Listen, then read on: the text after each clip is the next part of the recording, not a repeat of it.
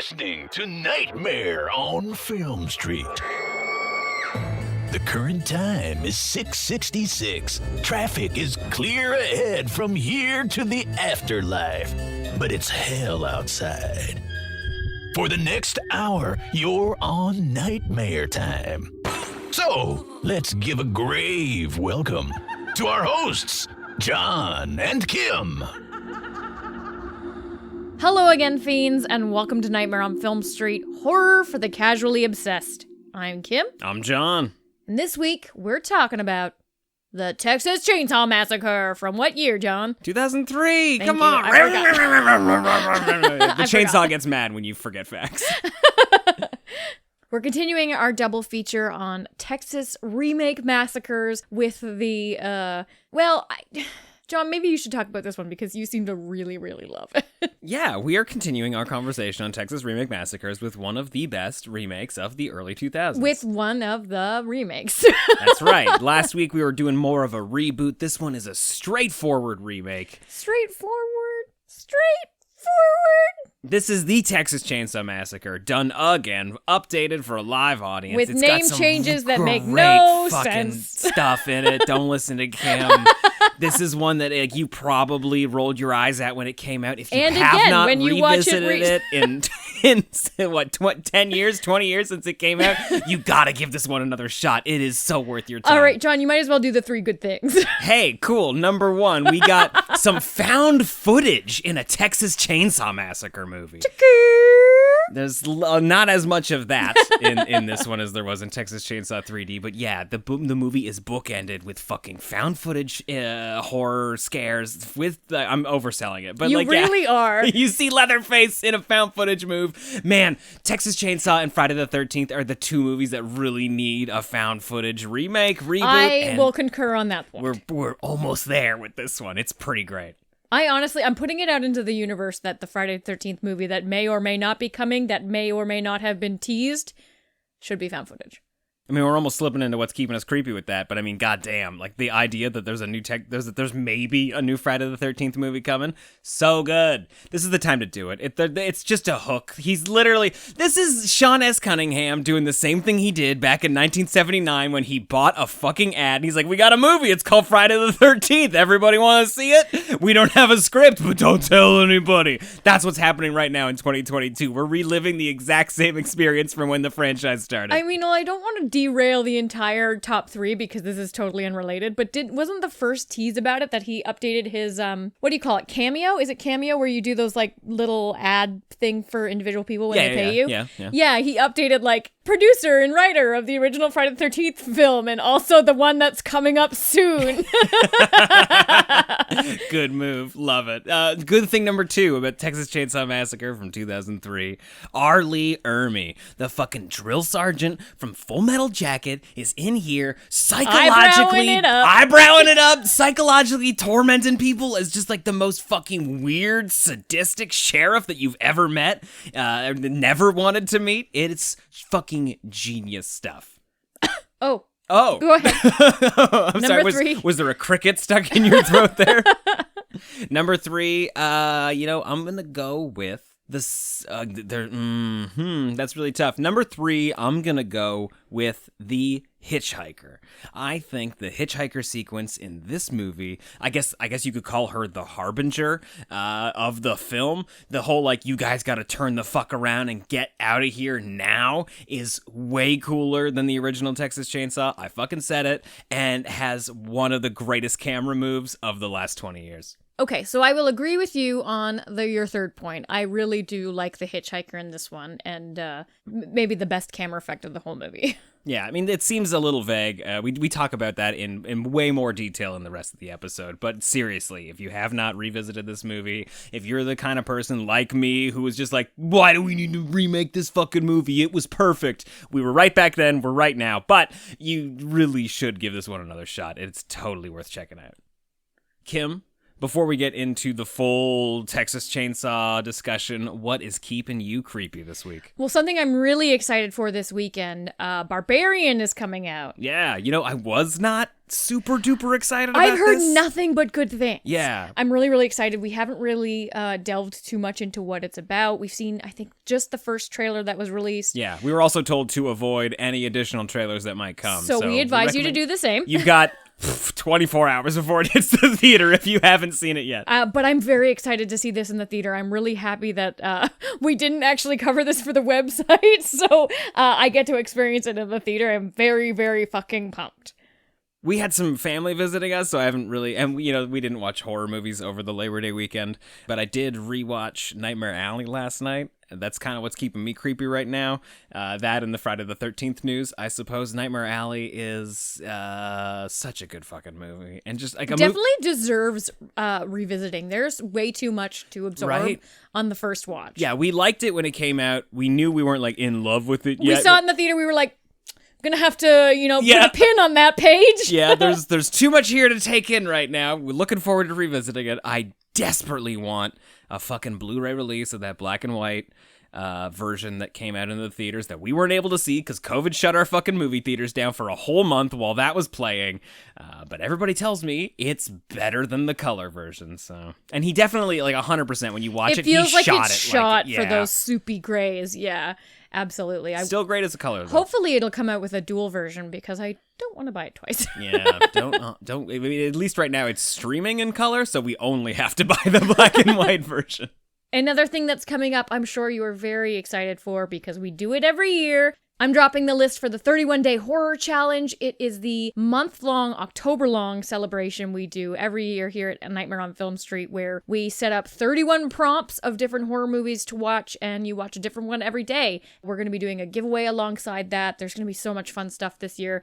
But basically, yeah, you pick a movie, you watch it, you tweet out your setup, you show us on Instagram. Last year, we had a ton of fun, different people participating. Oh, yeah. We had people using the prompts for drawings. We had people using them for recipes, There was a dude making beats for horror movies based on the prompts from the list. That was rad. It was so much fun to see like everybody's like creative takes on the prompts. So those are going to be out as of recording. I'm going to just set up an easy URL so that you can just find it real easy. Go to nofspodcast.com/horror challenge.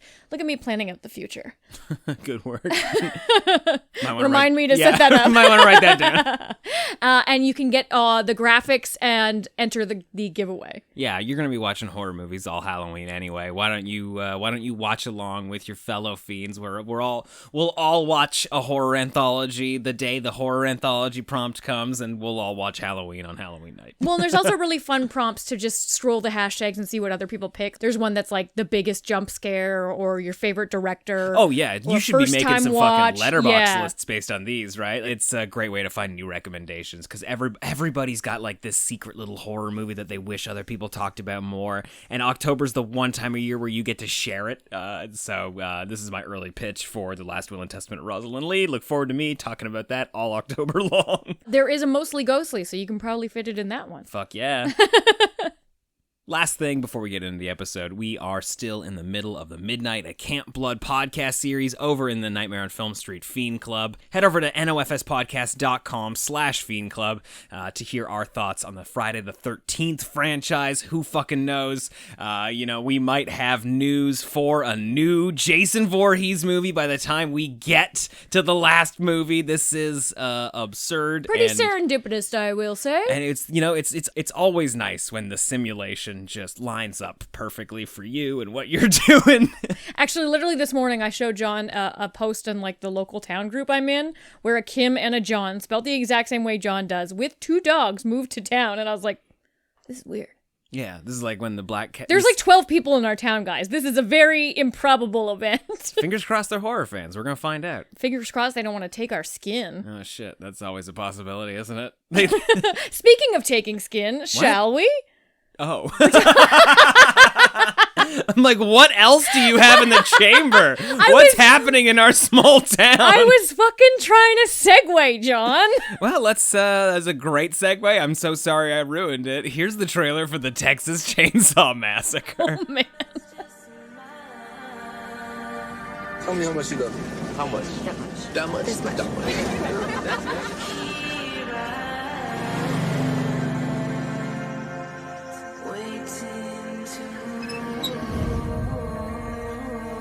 Hey, are you okay? They're all dead.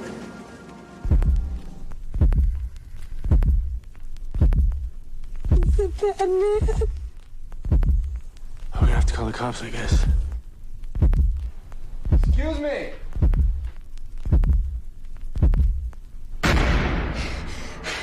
What the hell was that? What? I just saw something. All right, that's it. If somebody's out there, just come on out! What is that? The hitchhiker. What were they all doing here? What the hell are you doing in my house? You're all gonna die.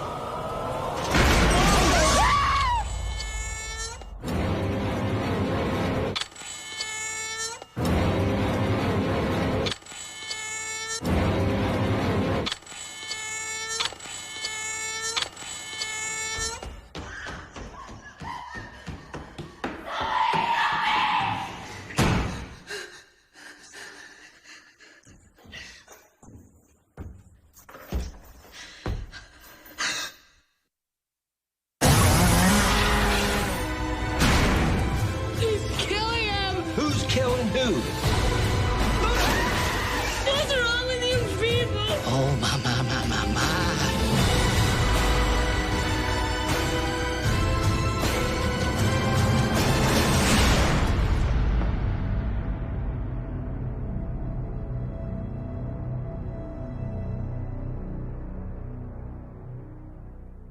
The Texas Chainsaw Massacre from 2003 is currently sitting at a 6.2 out of 10 on IMDb, 37% on Rotten Tomatoes, and 2.9 out of 5 on Letterboxd. Kim, Yeah. do you know anything about the people that made this movie? I know nothing about the people who made this movie. I mean, it's produced by Platinum Dunes. They did a whole bunch of those horror remakes from the early 2000s, Nightmare on Elm Street, Friday the 13th. Did they do the House of Wax and those? No, that was Dark Castle. Oh, okay. Yeah, that's That makes a lot of sense. can hear it in your voice. The director, Marcus Nispel, whatever, also directed the Friday the 13th remake, which is pretty rad. Okay. But most importantly, do you know who shot this movie? Who shot this movie? Daniel Pearl. Who? Also is the cinematographer for the Texas Chainsaw Massacre in 1974. Oh, wow. That's what's so cool about this fucking movie. It looks completely different, shot by the same guy. It's funny because I thought the 70s style shooting was very annoying. Oh, you're talking specifically about like hard zoom-ins and stuff, In the right? van, we were doing close-up shots of the characters and then harder close-up shots. What's wrong with that? It was a lot. In the way that every horror movie that came out between 1999 and 2007 was a lot. I just think it's funny where there's the occasional shot that's recreated from the original, like the van going across the landscape, you know, just like stuff that you're like, hey, that's pulled from the original. And like maybe normally you'd roll your eyes at it, but it's literally the same guy doing it. So it's kind of an interesting experiment. Yeah, but didn't the sky bug the shit out of you? The coloring on the sky, they put such a like vignette on it that I was like, bleh. The whole movie looks crazy high contrast. It's bizarre. In the way that every movie from 1999 to 2007 looked. Don't you also kind of just appreciate that it tried to, like, the first Texas Chainsaw Massacre is fucking lightning in a bottle, you know? But it's everybody's reaction to it was very visceral. Like, they were just like, oh God, I'm watching a snuff film right now. And they tried to recreate that a bit. And like the 2003 audience is completely different. Are you talking about like the found footagey segment? I'm not talking about that, but that fucking found footage segment is the best part of the goddamn movie. No, what do you mean? I think that exemplifies what you're saying. I guess. Okay, that's tacking on to what I'm saying, but just like the idea that like there's a feeling in the pit of your stomach while you watch it. Like it's hard to watch. It's humorless. It's not a fun movie. It has the feeling of humorless. Yeah, it has the look of trying to make you feel something while watching it. Like you feel icky.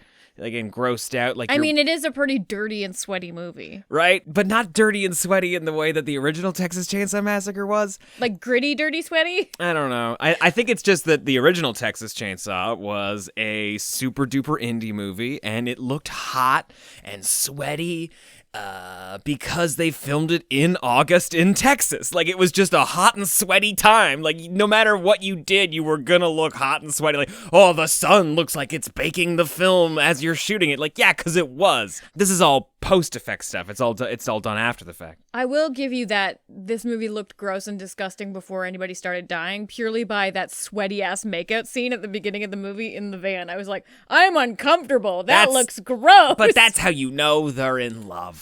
And sweaty. Because, yeah, it's super gross and sweaty, but they don't care. Also, she's kind of an interesting character at the beginning of the movie. Yes, because you would think that maybe she's the hitchhiker.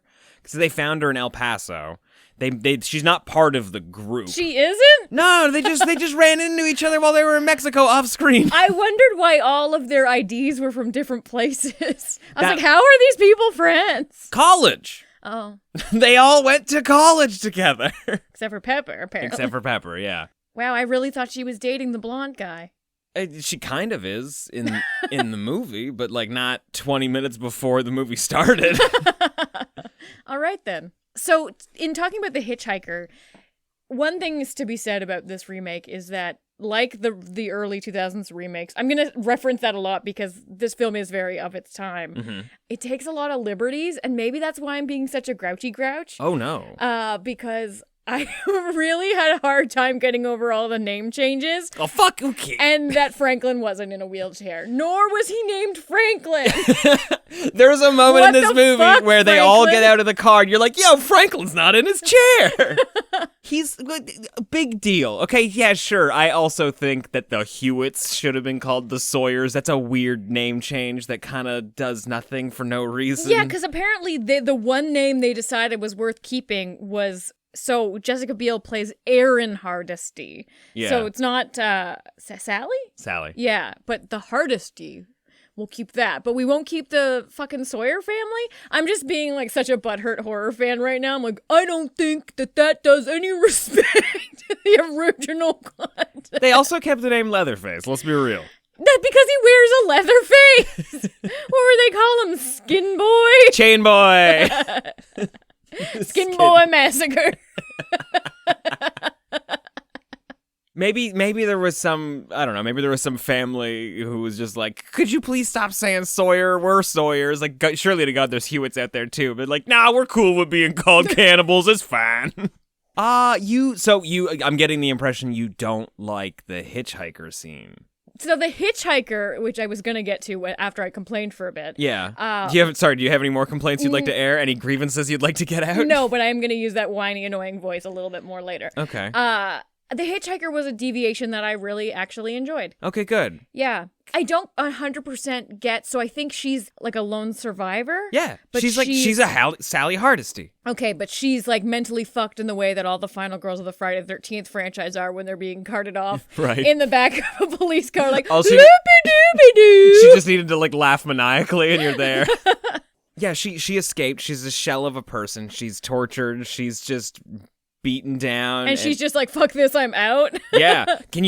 So that's the thing. Like, they pick her up because she's just walking in the middle of the road. They, realize very quickly there's something wrong with this girl, so they decide they're going to take her to a hospital. But they're driving back into town, which I guess is the direction she was coming from, and she's like, you're going the wrong way. Like, she realizes that they're basically driving into a trap and says, fuck it, and shoots herself in the head rather than risking the chance of being taken by the Hewitt family again. And I fucking love that. I think it's crazy dark, but the way they shoot it is amazing. The fucking camera goes from the front seat of the truck backwards through the bullet hole in her goddamn skull and out the back window. I enjoy that. I think that's such a great intro to the film, but none of the film lives up to that wonderful spectacle. I'll say that it is one of the high marks of the movie, but I don't think that it's all downhill from there. Okay. I think that it's one of the most genius things this remake did when taking the Texas Chainsaw Massacre story. I think I love everything about Tobe Hooper's Texas Chainsaw, but I think the hitchhiker scene is one of the weirdest parts of that whole goddamn movie. And it's just that, sure, I guess in the 74 version, like, they're hippies and they're just trying to have a fun summer afternoon after going to a fucking graveyard. So, like, that's how they kind of, like, wander into their house. Like, that's all believable and stuff. But I just really like the idea of them being stuck in this fucking town and they can't leave because they've got a dead body in the backseat that they're trying to just deliver to the sheriff. Like, I think it's just, like, such a cool, weird, gross reason for them to stay and not get the fuck out. Yeah, I love how much we revisit the brain goo and the teeth in the backseat. Right. There's a lot of goo moments. Yeah, we go through that back window a few times too, because they're just like, you know what, this shot was great. Let's just do it again. But there's plenty of reason for them to leave. They've got 2 pounds of marijuana. They end up throwing it away. But I mean, like, that's plenty of reason to not get the cops involved. They got front row Leonard Skinner tickets. Front row Leonard Skinner tickets. Yeah. Is it Leonard Skinner? I thought it was Leonard Skinner. No, so it's this is a fun story. You're gonna Leinard Skynard. Yeah, there was a lot of confusion, I guess, when they first came out. It's Leonard Skinner. It's named after their gym coach who hated long-haired hippies, and then they just changed all of the vowels to Y's. That's their gym coach's name? Yeah. That's fun. Because he hated them and their long hair, and he called them hippies, so they named their band after him. I love it. At least that's what I've heard. I have not done any additional research before this podcast. That could just be a fun story that's wrong. What a 50-year troll that was. He fucking died and it's in his obituary. Fun fact, Leonard Skinner is the inspiration for the band Leonard Skinner. Was not a fan. Is survived by his children and his wife. And the band Leonard Skinner. Why else do they need to leave? Sorry, we were making a list. Pot, Leonard Skinner. That is fucking hot. Like, this is like they got a dead body, they want to leave it the fuck behind. Also, there's a lot of dolls and teeth art. There's a lot of gross stuff, yeah. Everybody they run into is gross. And laughing strangely. Because they're all cannibals. Like, They've all got that cannibal laugh. Yeah, bad teeth. Like, you're laughing at your own dinner. Like, oh, my dinner's talking right now. That's pretty funny. It's so smart. That's one of the things that I don't love about this movie. I think it's one of the only things I don't love about this movie is that it's like a whole town of cannibals. I do not like that either. As much as I love the sheriff, there's fucking too much sheriff. Oh, no. It's all sheriff all day long. Yeah, thank you. What I don't want are all the additional characters, like the woman who runs the gas station, who ends up being like the mom of the house. And like the baby mama with no eyebrows. Yeah, the people that are living in the trailer park. Drink your tea. Yeah, I guess the cousins of the Hewitts. Yeah, there's too many characters. I love the, unfortunately this is probably just me talking about how much I love the original TCM, but like, yeah, I just like that like the world is normal, but inside this house it's fucked. Like inside this house you've stepped into hell, but it's like once you cross the town border, the town itself is hell. I think it's all the family, though. Like, I'm not totally sold that he's actually the sheriff. He might. He might not be dressing up as the sheriff. He may have killed a sheriff. Because when she uses the phone to call the actual sheriff, there's that moment where it's like, oh, he'll be here in a half an hour, but he's already at that mill or whatever. So I'm like, oh, this is a fake sheriff. That's possible. But then he's never like hiding or trying to not be the sheriff at all times. And the real sheriff never shows up. Exactly. Yeah. So he literally could actually be the sheriff, and it's just a whole town of cannibals. You don't like him. You thought it was too much of him. Every time he was on screen, I was fucking for it. Yeah, it was just too much. Oh, okay. I think it comes down to, like, I don't love the family is the town thing. Yeah. I don't want different roles. I just want Leatherface and some people in the kitchen. That's all I need. Yeah, you just want one small family in one house. Yeah. Yeah. Once it becomes like a whole industry, it's a little too much. Yeah, because they have a legit meat packing plant.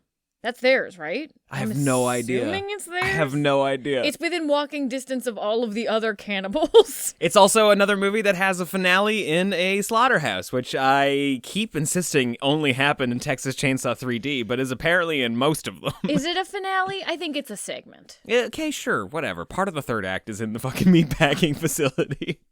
I love that Jessica Biel's like, I should run to this place with even more hooks for this guy. Yeah, that's the one that you should probably stay away from.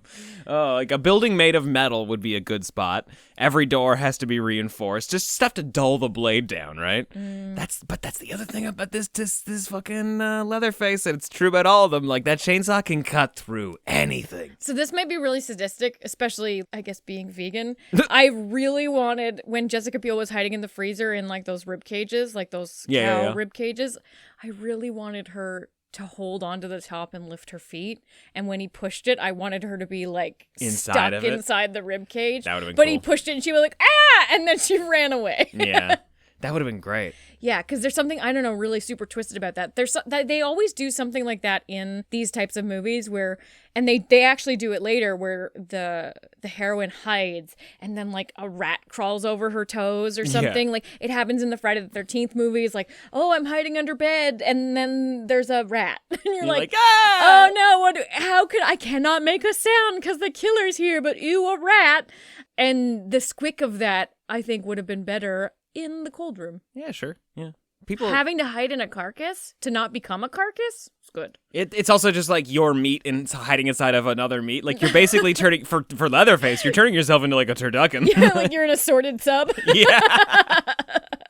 There's so much meat around. Why can't they just eat the real meat? I know, and even when they stop at that, like, BBQ, they're clearly BBQing normal, well, at least for most humans, normal BBQ. Like, there's pig and stuff. That was all rotten, though. It was rotten, but it's a front. I think it was by choice. Like the way that, like, the mob has a bodega that's a front for, like, a heroin operation. Like, this is a barbecue that's a front for a cannibal barbecue. Oh, you don't want to eat that pig meat. We got fresher meat over here. Yeah, you'll love it. Award-winning chili. Yeah, it's yours. I want to go back to the sheriff stuff here because there's a scene where Morgan, who's not Franklin, is in the back of the van with the sheriff. Do you not like that sequence where he's trying to, like, he's like conflicted. Psychologically torturing him? Like, I want you to show me how this girl killed herself. Like, no, act it out. Put the gun in your mouth. Come on, shoot yourself. Like, that's one of my favorite parts of this movie. You don't love that? It's both. I love and hate it because I hate the characters for the fact that they let this happen. And also the girls outside are staying on the ground and everybody's just dripping He's an authority figure. And spittle. And nobody is, like, picking up guns or bashing questionable cops over the head. It's just like this respect of authority when very early on you're like, this is not a cop. I don't know. I think the problem is that they wrap the body in cellophane and put it in the trunk. Like, I love that it's an exercise in how low can you go. You're playing, like, public politeness limbo, but yeah. Somebody needs a fucking backbone in this group. And I think it was Kemper, but he died first. I feel like Kemper wouldn't have stood for this shit.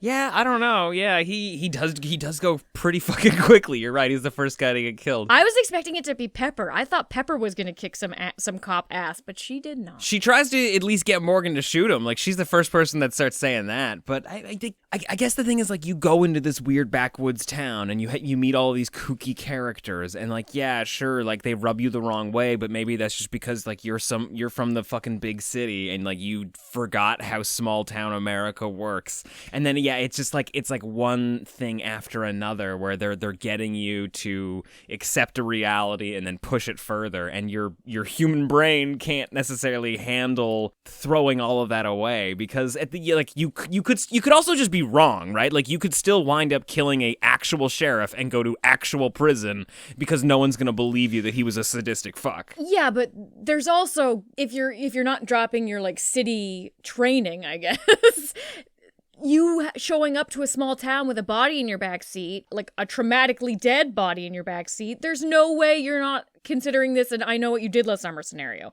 I'm surprised they didn't I know what you did last summer the girl out the back of the truck. Like, they were like, bye, we're going to Leonard Skinner. I mean, they talked about it. And there's an exercise in how long are we going to wait with this corpse? And they should have dumped her. John, why did you say that? I'm just a cruel son of a bitch, I guess. I have no morals and no care for human life. She was human life. Okay, sure. Yeah, I love the stuff about this movie. I think it's always one of my favorite things. Just like how it's grim. It makes me feel very not great about being put into a situation like this myself, but just like how easy it is to manipulate people. Human beings are way too easy to control. Like, don't you love that scene as much as it hurts to watch in The Devil's Rejects when they finally fight back and they get the gun and they go to shoot Baby and then there's no bullets in the gun? Oh my God, and she's like, it's all psychological, bitch. Yeah, she just like laughs at her. Like, that's so twisted, but that's exactly what's happening in this movie too. Like, he only shoots them he only shoots the dirt in front of them to make them think there are real bullets in the gun. So by the time he puts it in their hands, like they still think it's a weapon. He has 2 guns. One of them had real bullets in it. Yeah, I know, but the gun shut up. Okay, so you're talking about like the psychological mindfuckery. My favorite mindfuckery. And Arlie Ermy is like the perfect person to do it. He's made his entire career on being that guy. Yeah, but isn't he normally a nice sheriff? Absolutely not. Oh. He is always an asshole. Oh.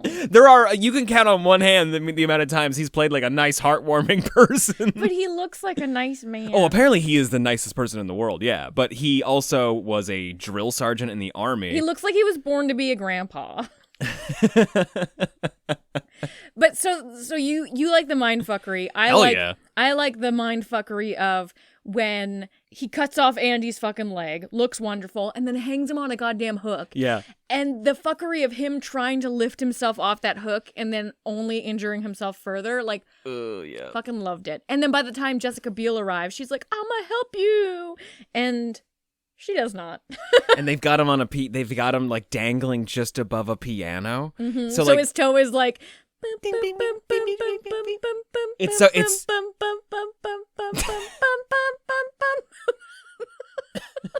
it's so twisted because they can hear him if he gets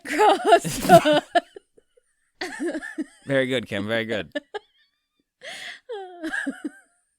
It's great because they can it works in 2 ways. One, it's torture because he can just barely feel a solid surface that he could push himself off of, but they can also hear if he gets down. You know what I'm saying? But couldn't he bend at the knee a little bit and stand on the top of the piano? Like, I mean, maybe, but he does look like he's fucking close to death. I know, but so when Jessica Biel's like, she tries like 2 times to lift him up and she can't. And then he's like, kill me with that knife. And she could have pulled that piano, I swear to God, like a half a foot closer to she him, probably could have done that, and he could have rested his knee on it to like get off the hook a bit. Just a little, yeah. Yeah. But, you know... And then when she stabs him, she literally like Elizabeth Bathory's herself under his blood. Yeah, it's a weird scene. But I guess they were just like, we need her to be covered in blood by the end of the movie because it looks good. And it's definitely a weird save the cat moment, you know, where you kill your best friend. Were they close? I mean, they rode in the same. They smuggled drugs across the border together. They can't get any closer than that. I'm assuming she was dating Kemper. Yeah. Because I think she calls him her boyfriend. And these are like, well, it sounds like they were about to get engaged. And Right. All right. And then I'm assuming Andy is Kemper's friend and Pepper they picked up. And then not Franklin. Morgan. Is that her brother? Or is that just another guy that's I think they're with just them? Friends. I think they're all just college friends. They're mostly Kemper's friends, but they all hang out. But he's a grouch. Like, the thing about Franklin being a grouch is like, oh, well, he's somebody's sibling, so we have to have him around. And you're just like, oh, let's heal. But they have that guy there by choice. He only becomes a grouch once there's a dead body in the car. No, like totally everybody's having a great time smoking weed, getting ready to go to the Leonard Skinner concert. He's a heel the whole time. He's just a bit of a dick. He's grouchy. Okay, fine. He's grouchy. Whatever. Like a brother. How do you feel about Leatherface? I didn't like him. You didn't like Leatherface? I think he's one of the best looking Leatherfaces, period. I didn't like his mask. I liked when he wore her boyfriend's face. Yeah, that was all right. That was nice. He didn't wear it long enough, though. No, he basically just wore it long enough to scare her with it. He didn't psychologically fuck her with it enough. I think he looks like a cool-ass Hulk of a man. Like, he looks like a butcher. He's fucking massive in this That's all movie. the Leatherfaces. Yeah, and they're all good. I can't name a bad Leatherface. You just have a chainsaw thing. Yeah. It's because you don't Period. like knives. Yeah. It's because you don't like knives. I don't. They scare me. Why is a chainsaw knifing different than a knifing? It's got a cool gas smell. He's got a cool gas sound. It goes. That's true. You will never be surprised by a chainsaw. Oh yeah, no, you can't turn a corner. Now they do manage to do it sometimes in an 80s slasher, but like it's very rare where you turn a corner and like there's a chainsaw there. Usually you hear like like where they're trying to like rev it up. And that was really good. That was super good. Gotta put the choke on a little bit. There you go. That's how you know it's revving real high. That's my favorite, where it doesn't turn over right away. It just sounds cool. Like I picture in this scenario that because they clearly don't care if their new victims just run amok in the town, that because they own the town. But that Leatherface just has chainsaws like stashed. Oh, he's got little grab bags. Like behind the cousin's trailer, there's a chainsaw. At the gas station, there's a chainsaw. Man, there'd be such a great moment if the cops shouted like, "Put your hands up!" and he slowly puts his hands up, and then like right above him, like a landing where they just can't see, he grabs a chainsaw and just fucking like goes after them like it's a gun hidden under a table at a Wild West poker game. Man, I love that. Hell, that's even better. Like, old-timey town. The whole family's sitting around playing poker, and Leatherface thinks one person's cheating, so he just angles his chainsaw from under the table and just like pulls the chainsaw up. Man. How did you feel about the little kid with a heart? I mean, yeah. So you want to know who that kid was? Because we were thinking about it the whole he's so fucking familiar, time. right? He's the kid from The Ring. I had that thought halfway through. Yeah, and okay, here's another fun thing. He's in something as an adult, right? I don't know. Okay. You want to know who Pepper is? Because we were like, who also the fuck crazy is Pepper? familiar. I know her from something. So she reminds me a lot of Rub and Tunny, but she is in the Blair Witch 2. Oh shit. Okay. Yeah, that's the only thing I would know her from. Okay. Book of Shadows, baby. Oh, and I think she's in a bunch of like the Wrong Turn sequels, but okay, good for her. Yeah, a bunch of them. Mm-hmm. That means she becomes the final girl, I guess. Perhaps. Good for her. The boyfriend's really familiar, but I don't know what from. Yeah, he's in a ton of shit. He was in 6 Feet Under. Yeah, he looks like he plays a dick. He's usually kind of always a dick. Yeah. And Jessica Biel, you'll know as Justin Timberlake's wife. And she's also in Joyride. She's in a lot of stuff. Don't you love the house of this movie? Like you were really into those columns. You were like, those columns. It looks so fucking cool. It's the this architecture. Giant ass like plantation style house that like the columns don't necessarily make any sense. They look like they're out of time. This house just looks like it's plopped in the middle of fucking nowhere. I mean, like that's kind of how plantation houses were. Like they're like way back in the property and whatnot. You'd have like a long road leading up to them, but like it's like time has forgotten this place and everything is crazy overgrown and nothing's taken care of. It looks so fucking rad. I did like the house. Yeah, right on. Did you like the army vet guy that lived there with his pee bag? I mean, sure, he's a little gross and all, but like whatever. Okay. I'm sorry. Do you think he's like Leatherface's dad? Who are these people? Brothers and sisters and cousins.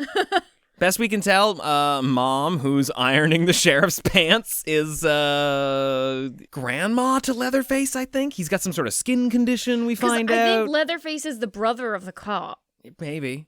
I mean, hey, even in the original, like, the lineage is a little questionable. We don't know how everybody's related. Oh, I remember why I don't like Leatherface. When he Okay. takes the fucking mask off and he's got no nose. And that's why he wears faces? Yeah. Yeah, so what? He you know what? like Voldemort. It's weird how often you bring up Harry Potter in every movie that we're watching. Harry Potter is life. Yeah, for some people. And I'm kind of with you on that. Like I don't love knowing a bunch about these characters. I kind of like that you it's just an assault, like in a barrage. Yeah, you step into their world, you don't have enough time to understand it before you escape. And like that's like you get a rough idea of who they are and how they work and whatnot, but like you don't have people sit you down, give you tea, tell you their backstory while you pass out. Like it's just Yeah, because they were really pushing the, like, let's figure out the backstory of this hitchhiker girl that killed herself. Because they find, like, a jar with her family photo, and then they find her baby, and then the more family photos. And it's just like, this is a lot. How many family photos do you bring with you on a family trip? 0. Right? One thing I will totally commend this movie for, and you might be able to correct me on this because I actually was not listening for it, but I do not think there was an abundance of chickers. I wouldn't say there was an abundance, but they did show up occasionally. Did they? Yeah, there was one or two in the beginning when they were doing like all the evidence shit. P.S. The title sequence of this movie where they're showing all the evidence and stuff is fucking great. Love it. I think there was another one during the found footage sequence toward the end, and then like once or twice in the movie, but like not over the top, not overdoing it. They were smart about it this time around. So yeah, that found footage sequence. What'd you think? Do you kind of hate that they split it up between the beginning and the end of the movie? I thought it was a little silly that they were like, they didn't secure the crime scene, and Leatherface was like,